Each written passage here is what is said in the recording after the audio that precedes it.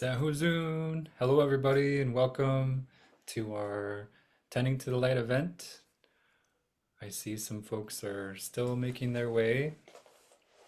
We're going to start our time together for the noon hour fundraiser. We hope this is real fun and also a meaningful sharing time for some of our involvements. My name is Dewey Katlia Hoffman. My family comes from Ruby on the Middle Yukon River. We're Koyukon or Tlegahatana and Swiss. My Danaka name Katlia was given to me by my late grandmother Lillian Olin. At Native Movement, I'm the redistribution lead, and we're so happy to welcome you today. We're going to do a quick overview of our time and then get started with our lighting of the kulik.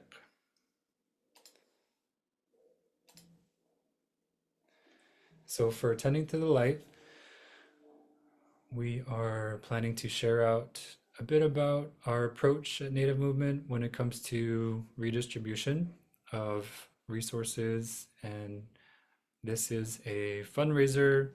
We're asking for folks to join us in some of the work that we're doing. And we're also blessed to be able to welcome and have some time with some of our partners that we're working with who will be able to introduce themselves and then prepared a couple prompt questions if we need to be sharing out a bit about this work. So at this time, we'll switch over to our sister Aklasiak. Awesome. Good afternoon, Waka, everybody. My name is Aklasiak Amasuk. I'm originally from Sinasok, but I live here on Denaina Ethlina in Wasilla. Currently working as a doula, and I'm really happy to come today to bring the light of the kulik to this fun fundraiser. And I'm just grateful for the teachings that have been held on to keep our kulik strong. So I'll give a little bit of just intro to the pieces. The kulik is a traditional way of keeping the light for the Inuit people in the wintertime, and we use like a cotton or like a natural fiber wick with some oil on either like a stone or a clay. I've even seen like copper used for a seal oil lamp. Um, I have another camera that's going to show me actually doing it, but here's my soapstone kulik. And my son and I, we went and picked some fireweed cotton. So I'm just kind of getting it prepared. And this is the first time I've used fireweed cotton. In the fall time after the flowers have blossomed and then they've turned to seeds, then the seeds like to um, disperse by creating this cotton. And we used it last weekend, and it actually, when our power went out, I lit the seal oil lamp so that I could have some little bit of warmth and some light. I'm just going to switch over here. I might need to turn my background off.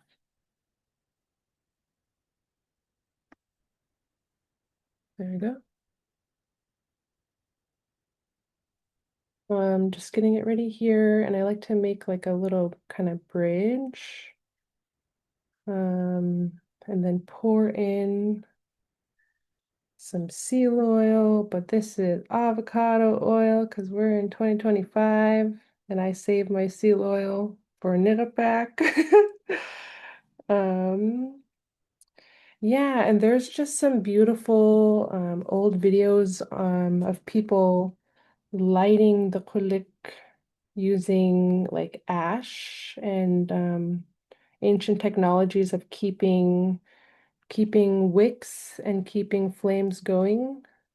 Um, so this is the ancient technology that has been around for a very long time, and it's very efficient in retaining heat and giving light.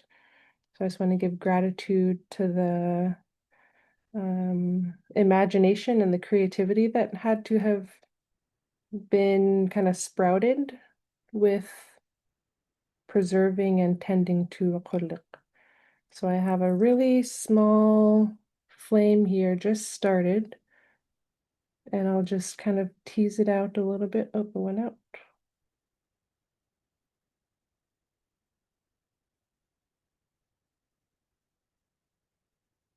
Yeah, and the person who taught me how to make a qulliq was Margie Tabone Kunuk.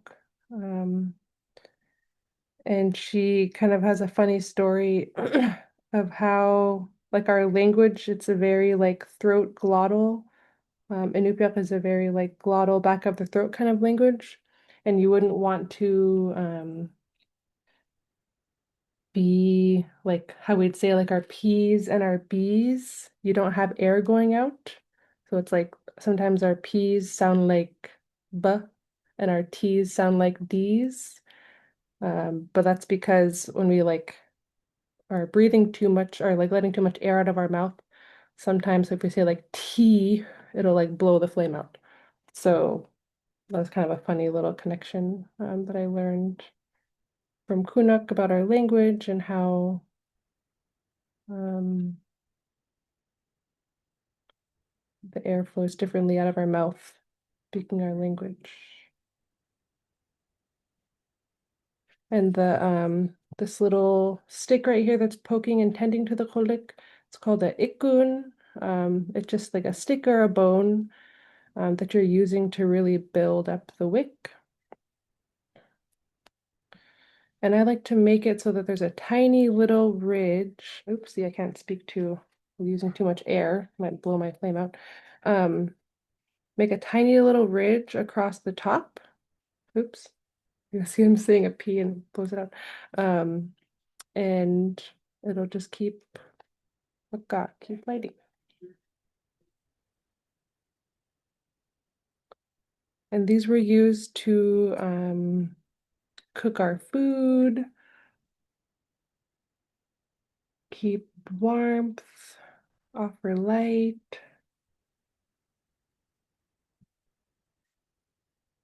And would run all night and day if needed.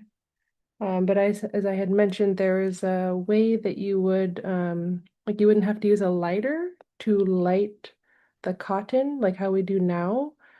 There is a way of keeping a tinder um, like heated long enough where you could the um, relight the flame. So for your tinder bundle, you need a good tinder bundle that when it's cold and wet will keep you warm and will offer a flame.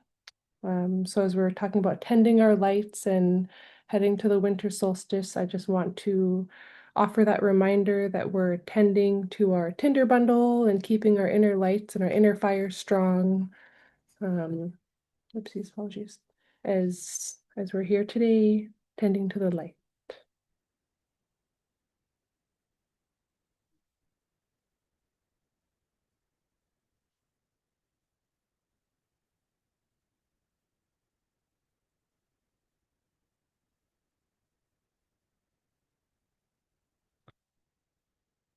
And if anybody has any questions, otherwise I'll just keep this qulliq going.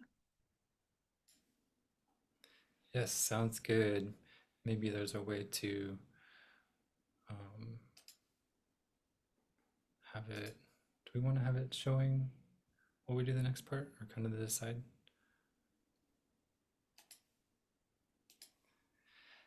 Aklasiak is a volunteer with Native Movement as well as a program lead, a project lead Yeah, I didn't stir any of that.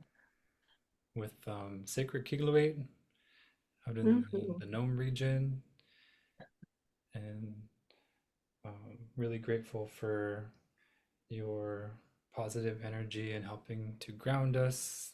Iliganamik, Mhm. It's important to keep the kulik, the light going, and just like you mentioned, the genius of our ancestors and the lineage of learning these skills is something that we want to continue to promote. And Mm. so we're grateful to you and your teachers and who all those who you'll go on to support. Wonderful. Poyana, thank you. I'm grateful to be here. So I'm going to switch back to our slide deck here to share a little bit about Native movements, vision and mission overall. So at Native Movement, we envision a society which embraces Indigenous values of reciprocity and respect with all beings. Our actions are grounded in ceremony, justice, and love in support of regenerative economies. We are a statewide Alaska based nonprofit dedicated to building people power, rooted in an indigenized worldview toward healthy, sustainable, and just communities for all.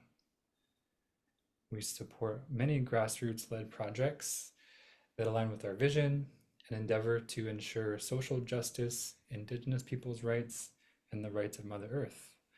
I just have a couple more, and then we're going to get ready to welcome our Executive Director, Ine Begay Peter.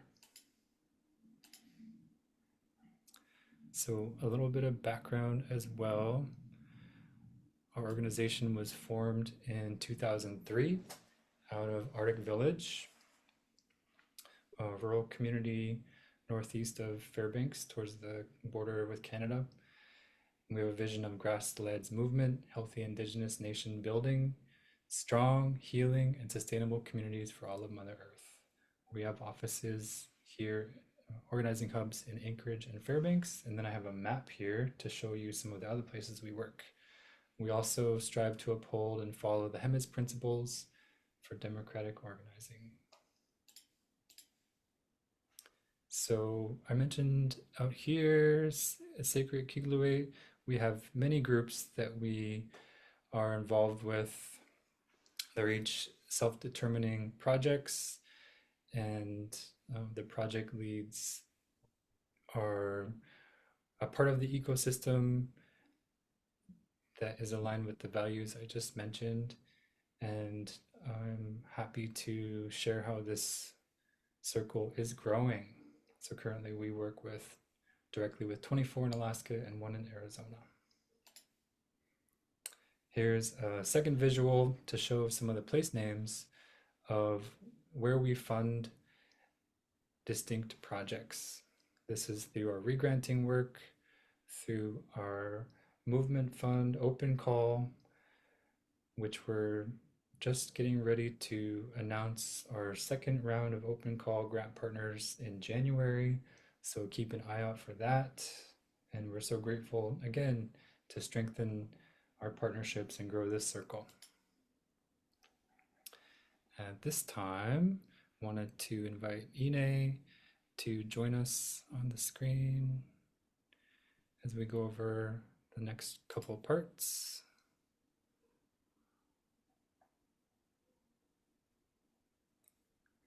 I wonder if I should stop sharing. Okay. Welcome, Ine. Thank you, Dewey. Hello, all. Mhm. Kuyana, Aklasiak, so calming to watch you tend the fire, the light. Mhm. Uh, Mhm. Thank you. Another full year and another beautiful time to tend our light and really uplift wonderful movement partners, so many movement partners that we want to uplift. And this year, we're really thrilled to be able to uplift some of our community affiliates and our some of our movement fund recipients. When I talk about movement building, that's a big part of our theory of change, our understanding that collective power building is how we can influence change. And so, I think it was on that slide, Dewey, that went away. I'll find it. Yeah, in order to make meaningful and lasting change, it's critical to build collective power and also to build liberatory consciousness, right? And by investing in Indigenous and grassroots leadership, in women-led and queer-led leadership,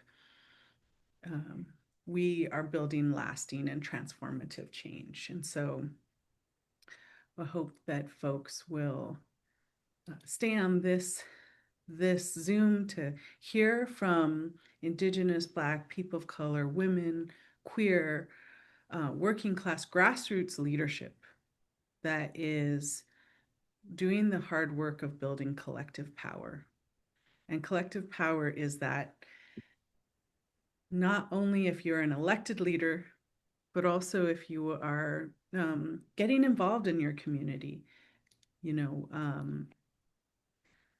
helping others to organize, building ways for you and your neighbors or your fellow community members to build solutions in our communities. You don't have to be an elected person. Each one of us as residents, as citizens of our communities, has the ability and responsibility to care for and build for our 7 generations into the future. And so that's what we're going to hear from some really amazing folks who are building community, organizing, who are doing that through policy, through healing work, through art. And one of our guiding principles, it comes from movement generation, which is if it's not soulful, it's not strategic. And so many of these groups are doing that soulful work of community organizing.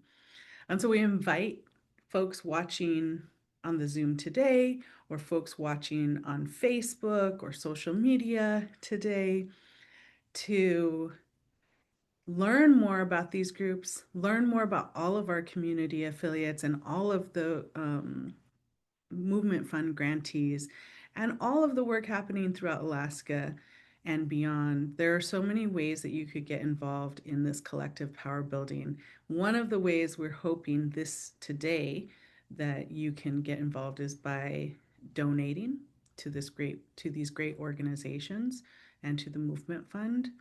Native Movement's committed to movement building, and that means many strategies, many organizations, many leaders. And so when you donate to the Movement Fund directly, those dollars all go out to support the many groups that have been funded, many artists and individuals that Dewey will tell us more about, I'm sure. And they also go to supporting community affiliates, like as Dewey mentioned earlier, that are all across the state, including one in the lower 48. And so I hope folks will check out that link, donate, listen, and you'll be inspired, I'm sure, to donate whatever you can. Again, as Native Movement is a 501c3, all your donations are tax deductible, and you can do that in so many ways. By check, online, through Venmo, through PayPal. So many great ways to do that. And now is the time you can make a donation in somebody's name as a gift in this holiday season. So many ways to do that. So I will pass it back to you, Dewey. Ahehe Masicho Ine for sharing that information with us. Here again is the QR code to donate through Venmo or PayPal, and then the link has been shared in the chat. there is a drop-down menu on the donation page if you'd like to direct your gift to a certain area of our work. I wanted to mention too that part of our approach is indigenizing philanthropy overall. And so we've worked really hard with community members to design and implement participatory community-based grant-making initiatives. So that's been with the open call, but also with the grant-making work that we do. And there's more on our website about our programs, projects, our community affiliate collective, and our movement fund on the Native Movement website. Overall, it does speak to our worldview as Indigenous peoples. Our wealth is not measured by the amount we can accumulate, but by the amount we can give away. And this is in honor of our deep kinship ties and relationships. So at this time, I wanted to move into the partner sharing. We are so blessed to be able to welcome some of the folks that we partner with through our multiple ways. So we have 49 Days of Ceremony, one of our affiliates led by Doug and Amy Modig. They are also advisors on our board, as well as Kathleen Meckel, who is a open call grant partner and an advisor on our board. Fairbanks Climate Action Coalition, welcome Tristan, an affiliate. Tuulatsine, one of our newer affiliates we wanted to share about today, as well as Anna Hoover, who we're working with through the Open Call Movement Fund as well. So if those folks would like to go on camera, we'll move into the sharing time. And this will be a popcorn style, but we're going to give our elders a chance to begin with introductions. I have some prompts that I'll put in the chat, so I'll go ahead and would like to welcome our presenters today. Can we, let's see. So it's going to be popcorn style, and we're going to invite our elders to kick us off with introductions. So does that mean Doug and Amy? Okay. Yes, please. So the work, generally speaking, the work that we do is to bring tradition, what our particular version of traditional knowledge to our younger generation. And it's based upon doing what we need to do to help people take care of themselves. In other words, to develop their own personal volition based upon 7 arenas. And then based on 4 principles. That the first principle is that they need to that if there's no vision, there's no development. So the development is the first part of the process. In other words, what do you want? And then the second part is that it has to come from within themselves. In other words, we're not trying to impose something on them. We're trying to say what will it take to help you develop what you need to do to take care of yourself, and and in what way do you want to do that? So then, in other words, people have a particular goal, whether it be caring for their community, caring for their family, raising a younger generation, that goal comes from within. And that the recognition is that as they develop as human beings, that their community benefits.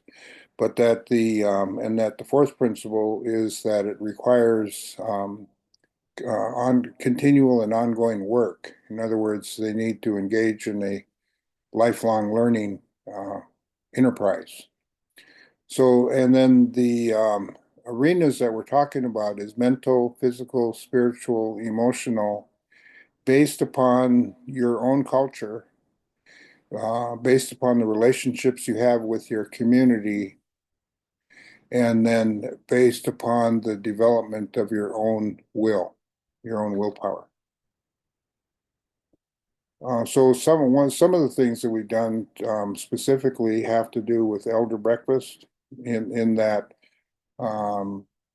right now we're sharing general knowledge about how to live successfully in the modern world with by having conversations with young people that come to breakfast.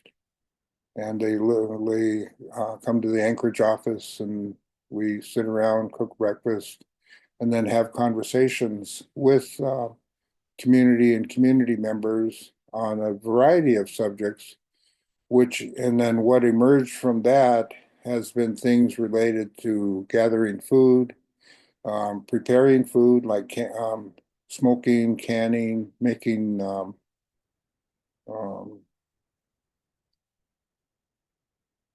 foods that were traditionally prepared by our people. And then another part of it is to understand our history and how we got to the place that we're at right now based upon real life experiences. So you want to add some to this, Amy?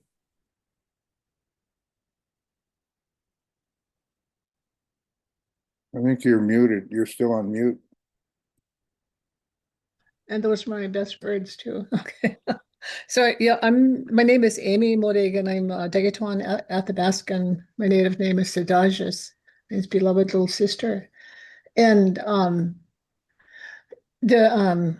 we have been so busy this year in traveling around to the different sites. Doug was able to go to Kasan. We were both able to go to Metlakatla and to catch Ken and Tyonek.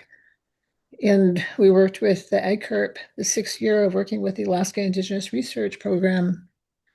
And next year will be the last year. They've ended their funding cycles, and there doesn't look like there's any more funding for that. They're looking for it.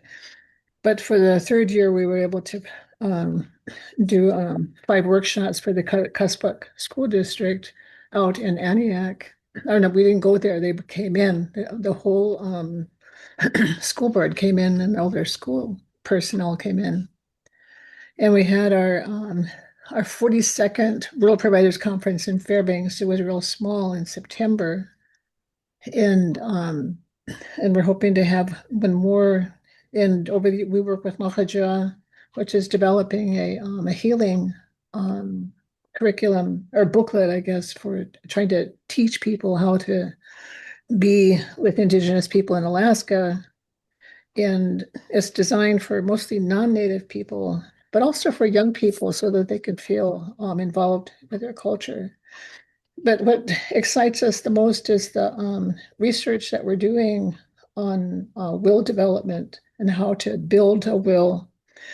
And we were invited down to Seattle or Washington, and we got to go see the honoring of Ramona Bennett Bill, who just released a book called Fighting for the Puyallup Tribe. And seeing, our own elder Herb Butler, who was a soldier back in that AIM war, and he was honored by the Puyallup tribe also, and we went down there to witness that. But it reminded us of all the different Indigenous people that we knew that were down in Alcatraz and out at Wounded Knee, and fighting for Indigenous rights and subsistence, and it's been our people have been long-term activists in trying to teach what is the will that drives people. How can that be trained? How can be that enlivened, within our people? And that's what we're looking forward to doing this next thing. And we're trying to figure out a way how this can be supported, as we find words about what we're doing. And but we get trained by our elders, and so we got direct words from Ramona Bennett, and we got good words from Anna Frank, and Herb Butler, and Al Stevens up there. So yeah, it's been a very, very good year. So, but thank you for allowing us to speak here. Passé. Kathleen, So, would you like to continue with our introductions phase before we enter into further sharing? Can you repeat that, please? Would you like to go ahead and introduce yourself? Thanks. My name is Kathleen Hildebrand Meckel. I was born and raised in the village of New Lotto, and I'm a retired educator in a nutshell. Then Passé. go into my project. I know I'm looking at my timer too, 3 minutes, right? Um, my focus was on the urban moose hike camp here in Fairbanks. And it's been like it's a year-round thing. And with the award, I was able to add more tools to the stock for the many, many different students that showed up. And some of the it's kind of hard to focus on one thing when I'm talking about the hide camps because there were so many. And it was supposed to be like a 10-day event, and it ended up being many mini moose hide camp events with many people flowing in and out. And it ended up being an intergenerational thing with very young children and elders. And the difference I feel like the moose hide work has made is that it helped the people who showed up slow down and focus, internally reconnecting to the hide, to the moose, to their food source, to their regalia source, to the ancestors, to all the places that moose roamed, and the energy that flowed from all of those spaces of the moose roaming into the moose kind of flowed into the hide workers, I think. And the last wellness event, I was invited to just provide a space. And it I had third graders from the local school show up, and the one of the people next to me was a little boy who was in third grade, and he said, "This is like a big giant drum." I said, "Yeah, it is." And he turned the scraper around and started pounding on it like a drum. And the girls started singing a song they had learned, a Danaka song they had learned earlier in the summer. And the feel of it, it was so full circle because it went from a practice that elders had done to children awakening and bonding to it, that they love it. And my plan is to return this winter and to work with this group of students.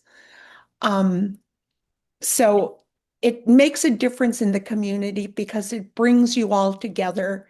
And the healing that happens, it's a natural healing space for people to, once they start working, you get into a rhythm with your breath and activity. And there were some people that showed up that were houseless people. And one of the men talked about being a veteran, that he was in, he said the sandbox. I don't know what the sandbox is, but it's his language. He said that he was in the sandbox and he came home and he likes to blow up things because that's what he was trained to do. And he felt that working on this height, he felt a giant heartbeat connecting him and calling him. And just he said, it's calming, it's peaceful. And he said, I need to do more of this. And that was not even the intention of being with the Moose Hide, but it happened. And those are just two experiences, but every single time the students or people worked on the hide, there's something that would come up for the individual. And it ended with moose hunting, and the university students that were coming back to campus ended up, one of the Yupik language clubs started showing up on a regular basis. And the funny thing is, their moms became friends with me on social media and started, like, would message me to check on their kids, to reconnect with their kids on campus, to draw them back into the hides. So it was a good connecting thing. And that's why I believe these grassroots things are important. We help one another heal, we expand our communities, and we don't exclude anyone for whatever reason. Everyone's welcome. So thank you for the opportunity to share, and thank you for the other people that worked on different activities. I really feel like I'm not there with you present, but I really feel connected. I truly appreciate it. Anna Masset. That's it. Yeah, I feel the full circle and the connections you're describing. Beautiful stories. We will have a chance to each take turns sharing a little bit more. So next we'll go over to Fairbanks Climate Action Coalition. Tristan prepared a slide to share a brief overview of the work. Yeah, thank you. Yeah, my name's Tristan Glova. I'm calling in from the cold interior, Lower Tinninabantina lands, and I'm with the Fairbanks Climate Action Coalition. Feeling very grateful to be with you all today in dark times. I feel like being able to gather with you all, gathering with the light, feels very important. In hard times, I think it can be easy to feel isolated, and so the feeling of solidarity and connection with you all feels very important. Um, and the Fairbanks Climate Action Coalition, very glad that we are community affiliates and part of this network with you all. We are a grassroots climate justice organization. We just celebrated a 10-year birthday, and over those years, we've had a lot of opportunities to be building power through building relationships with our community members. We are a volunteer-led organization, so our members come together, try to imagine the future they want to see, the vision for how our community could be transformed, and we try to give them the space, the support, the skills they need to run grassroots campaigns to take action. So over the years, they've been fighting to fight against oil extraction, fighting against pipelines, um, trying to push for more renewable energy, trying to have policies at the local and state level that uh, protect our communities from climate change, help to um, move us towards a more adaptive future for our communities. Um, and also really trying to be grounded in a place of spirituality and recognizing sort of transformation of values and culture that we need in order to um, achieve uh, the transformations we need. So yeah, I suppose we can share a bit more of our work later, but um, I think one of the most important things is that for the scale of change that I think we all realize we need in Alaska, we need a movement of movements. And I think part of what feels so special about the work of Native Movement and the Community Affiliate Program and the broader um, movement we're part of is that, you can see folks doing all the different kinds of work that we need and filling the different pieces of that puzzle. Um, so, while uh, we're doing our corner of the work, I see my friends working with Kathleen on the Pride Camp and just how important that is for them um, and the change that brings both them, but the other people that they're able to share that with. So yeah, just a lot of gratitude here today, and hope we can keep supporting all of this work. I say thank you, Tristan, and congratulations on a milestone year. Next, we'd love to welcome the folks from Tuwu Latin.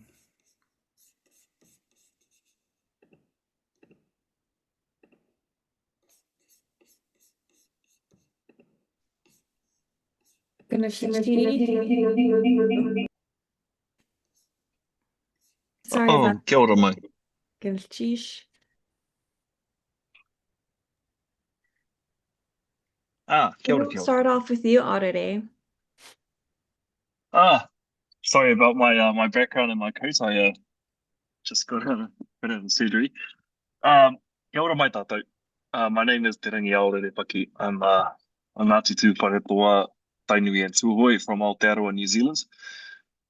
And I'm a part of Tuwu Latin alongside Maka and Kai.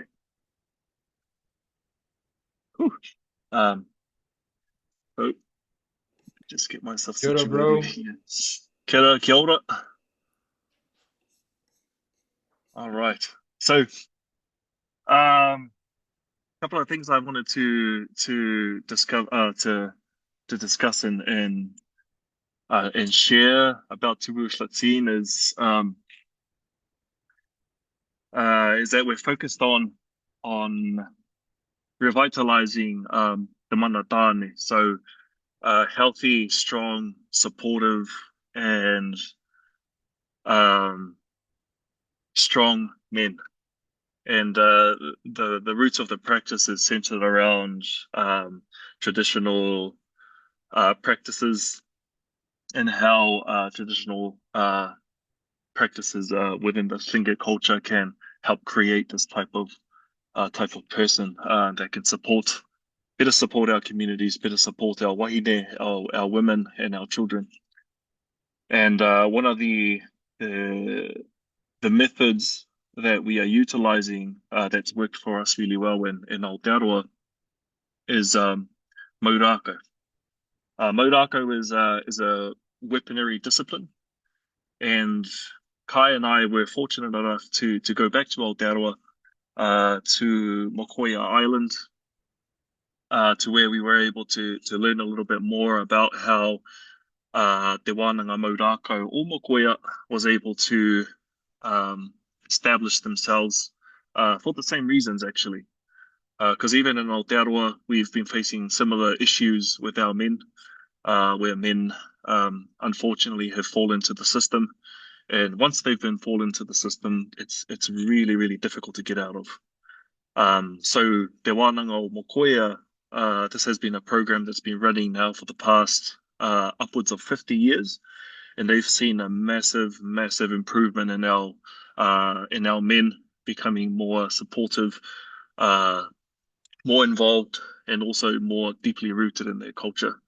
And the benefits of that is that it benefits the community because our men are around and they are present within their families, and they are thriving in the communities. And so Tuwu Latin is learning from both our uncles in Mokoia, uncles, brothers, and cousins in Mokoia. In addition to that is also our other whānau in Hawaii, who have also done something similar as well with the Lua, Lua Wānanga, same process and same benefits as well. And we were very, very, very happy and very, very happy to have done our first Maurako Wānanga here in Anchorage, Alaska, and with a lot of support from our Tara for Indigenous Justice wahine ladies, and we had between 5 to 10 young students come and participate in the Maurako Wānanga. And the impact that they had and the changes that was noticed was amazing with those young men, as you can see in the photo there. And some of the other things that we would love to we focus on as well outside of the martial arts practices is also the uh, subsistence gathering, not just for yourselves but also for your community. And so we were able to do that with the help of DIJ, uh, and yeah, one second. Yeah, with the help of DIJ, and it's been awesome to be able to get out in among the community and be able to give out kai, to give out food, or otherwise known as the orange gold of Alaska. Eh.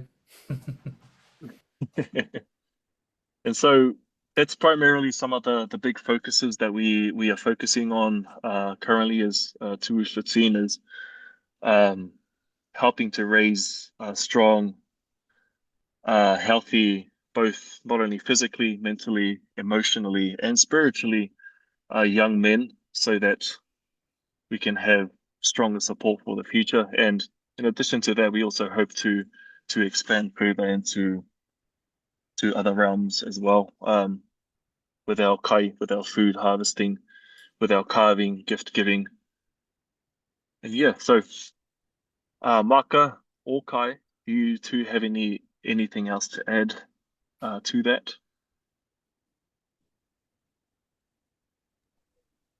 Oh, yeah. So I want to say, Kanichi Shahkani, my brother-in-law, Adede, your support in this work has been tremendous, and the hospitality of your people and the generosity of their knowledge and training at McCoy Island was huge and really inspiring. Um, Everything that I dream of building Tubu Tletsin, our Maori relatives already built it over 50 years ago. So it is having this connection across the ocean to our Maori relatives has been huge. Our Hawaiian relatives as well, really inspiring. And I'm really grateful to Native Movement for their sponsorship and to Data for Indigenous Justice for their partnership, as well as the Herring Protectors and the other community affiliates. Um, yeah, Gnischish, we're really excited, really happy that we finally got to train and work with kids this year. It was a huge step forward, and I'm really excited for the future of Tu'utlatsin and what we can do with the next generations. Sheesh. Yeah, gonna Basi. sheesh.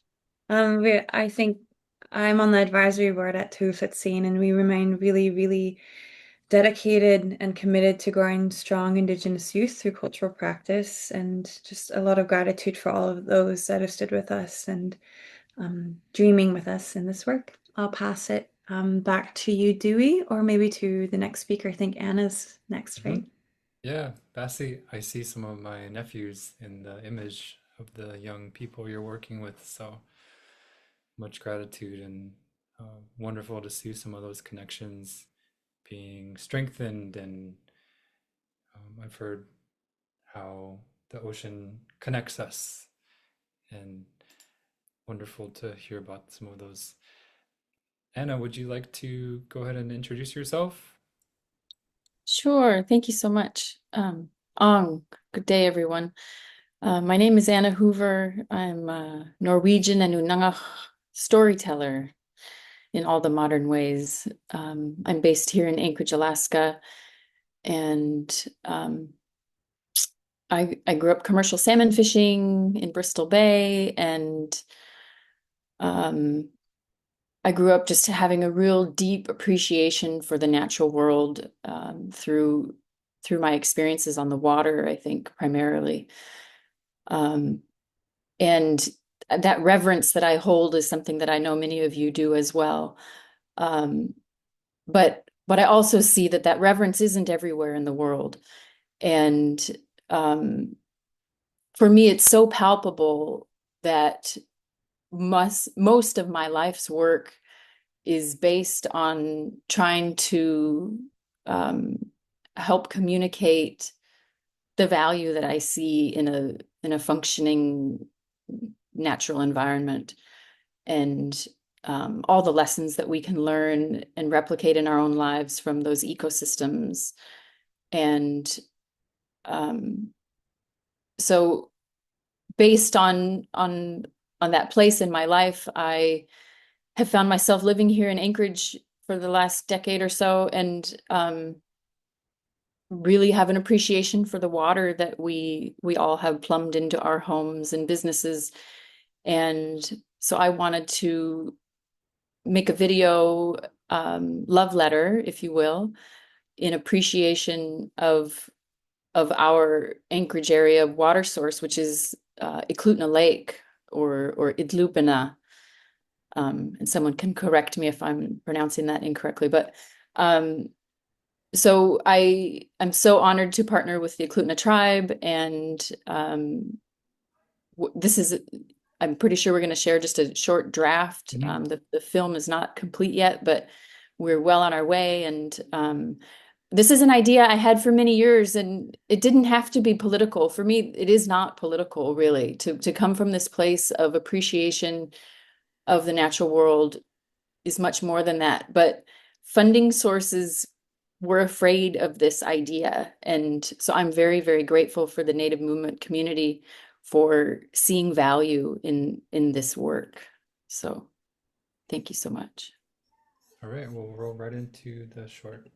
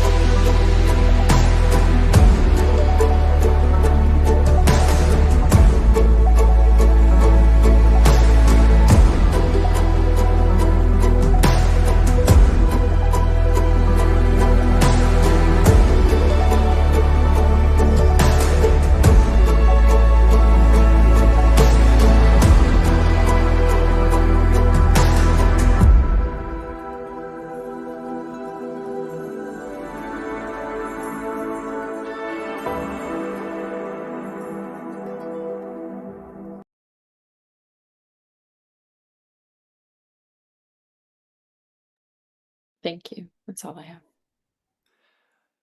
Basi, super stunning visuals. Can't wait to see the other version. So I also want to share that I have beautiful partners at Channel Films. I'm very, very pleased to be in good company. yeah, talented. So at this time, we wanted to invite our guest speakers to have any closing words or comments, and we're going to end with a song right after that. So we'll jump back to you, Doug and Amy, based on what you might have heard others share, or if anything, any brief additional sharing you'd like to take that time right now. Well, grateful for Native movement allowing us to be elders within this within our Native community. It's kind of like we get along mostly by just continuing to do the things that we do, but Native movement and their support allows us to share our knowledge, our skills, our experience. Amy? No, you said it well. Thank you. But Dogadin Native Movement, we are very grateful. You're an enormously creative organization.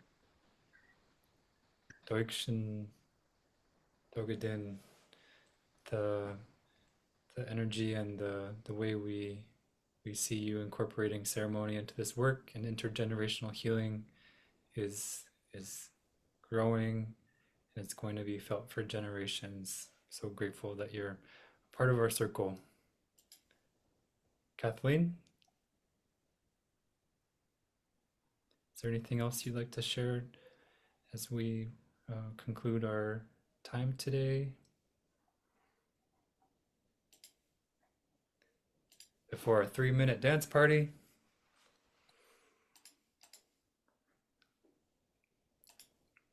Okay, we'll jump back to you if Tristan. Yeah, not too much more to add, but just to say that the support and stability that Native Movement has been able to help provide has, yeah, allowed our hundreds of members of the Fairbanks Climate Action Coalition to, have the space to build community, to take action, and to step into their power and helping to build the future we need. So, yeah, I think just a lot of gratitude and excitement for all the work everyone is doing. Thank you again. Tuulatin. Ganesh, I'm just going to share one of our guiding principles. Our grandfather, late grandfather, Wichachalish, his English name was George Ramos. His Tlingit warrior code with support, with translation from Khune, is on our website here, but what's coming to mind is the one that focuses on reaching for the hand of your fellow person and lifting them up with you. This feels so relevant to the ways in which Native movement works within a collective, within collectives, and the support that is so necessary for us to do this hard work. Is there anything you wanted to add, Kai? I just want to say, Kanishchisha Yadi, Kanishchisha Yitushani. Thank you for everyone for coming to Attending to the Light and for your friendship and kindness and support for all the beautiful work everyone does here. Kanishchish. Kanishchish. Anna? I'm also just very grateful for Native Movement and for this time together to celebrate so many people's really wonderful work in the name of a really bright future. So I'm grateful for this time with you all, to feel as though I'm in community with like-minded people who are putting their hopes into action. So thank you so much. Before I turn it back over to Ine to close us out, Kathleen, was there any additional sharing you had at this time? I don't. I'm just extremely grateful. I actually have somebody blowing the snow out of the moose high tanning space so we could frost scrape right now. So I'm like, all right. Oh, I know. So frost scraping, anybody want to come and frost scrape, you're welcome to come. Okay. So awesome. Oh, thank you. I appreciate this time. I see. All right, passing it over to you, Ine. Well, I mean, you just heard a tiny, tiny bit of some amazing work that's happening. I mean, each of these groups and artists and grantee awardees, like,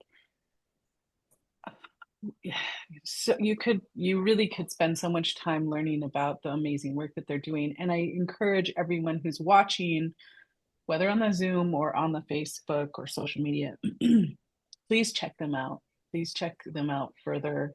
See if they're in your if you're in their region, get involved if they have opportunities for you to get involved. This really is the antidote for the time that we're in right now, right? I mean, it is dark time because that's the way the earth works, and that's a time of reflection and a time of rejuvenation, and that's great and good and beautiful. And it's also politically a dark time that I know a lot of people are feeling worried, or they're feeling anxiety. There's a lot in the world to make us concerned for our future. And coming together in spaces like this, supporting this great work, is truly the antidote for how we get through these times. Organizing from a place of love and care, organizing from a place of grounding and ceremony, organizing from a place of art and healing and cultural revitalization. This is the way we get through these times. And so one small way for us to get through, for you to contribute and continue to support this work, is to donate. And again, it is tax deductible donations. We really survive off of these donations from individuals. Native Movement does not receive federal dollars. Largely, we receive some small federal dollars, but largely we're sustained by foundations, philanthropy, by individual donors like all of you who are donating now. And I think we had an uptick in some funding just in this session. And as I mentioned earlier, because we believe in movement building, because we believe we cannot do this without our partners, because we need everyone, that's our commitment to supporting not only through our community affiliate program, the administrative needs of so many organizations in the state, but also the re-granting of dollars to vital arts and resistance work, to language work. This is a commitment that we hold dear. We take a percentage of every general operating grant that we get, and we put it back into the movement fund. And we are working as hard as we can to bring more dollars directly to groups, to individuals, because we believe we need each other. And so I encourage folks at this time, really, I know there's uncertain times, and every dollar means a lot. In fact, if you do donate before the end of this year, every dollar that you donate is matched. We have some matching donors who are able to make your dollar double. And so please give, and also give directly to these groups. You can find their websites in the chat. You can find their websites on our website. So give directly. Help us raise all boats. And thank you all. And thank you, Aklasiak, for tending that beautiful light for us, because everything we do has to be grounded in ceremony. And that's what we believe, that foundation is the strongest as we build. Hiahet, Masicho, Koyana, Basi. Basi.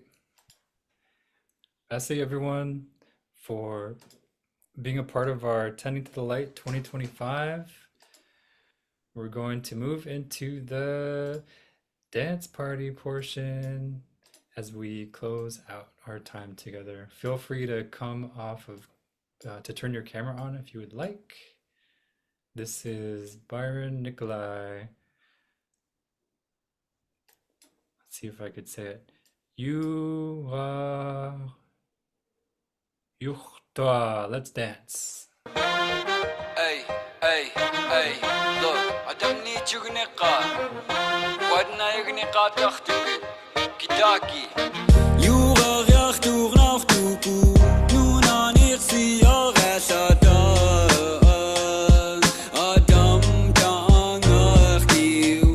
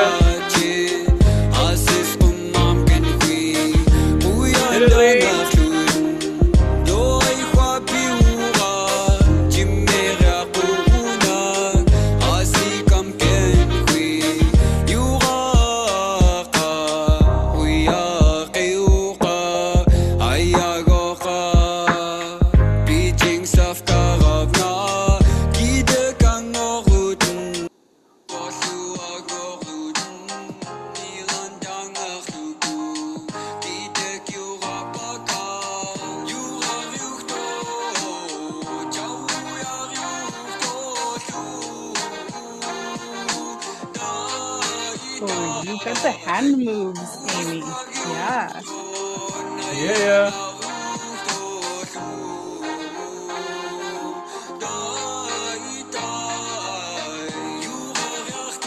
Oh, I see the babies.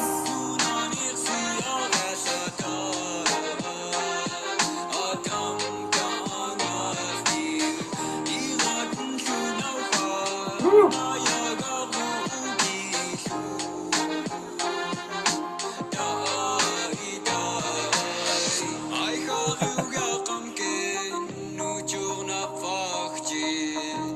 Don't worry, he only has like 3 bamyuas.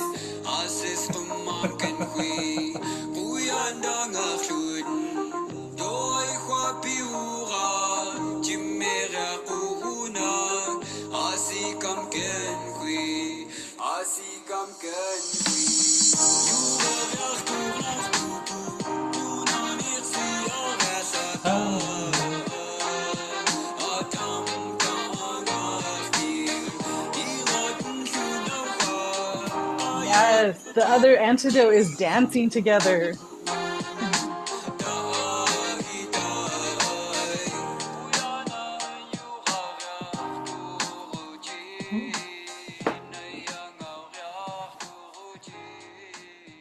That's it. Again, happy solstice. Good to see all of you. Playing Ganesh Chisha.